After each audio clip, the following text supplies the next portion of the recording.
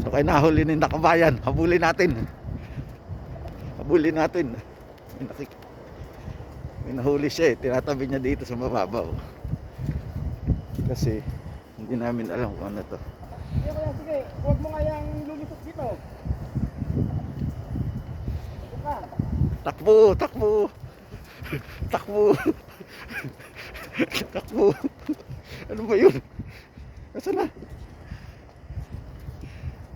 Yan. Alalain mo dyan. Huwag mo ganong papasayad sa ano ha. Yung mga pati dyan, matalay. Takbo, takbo. Takbo, takbo, takbo, takbo. Takbo, takbo, takbo. Ano? Taway. Taway? Malaki?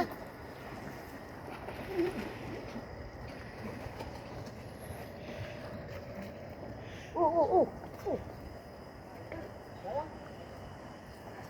Nagkakagulo sila.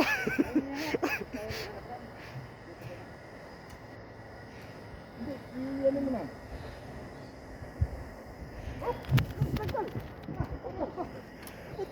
Puta. Tagal. Ah, nandyan pa. Iulog sa bato.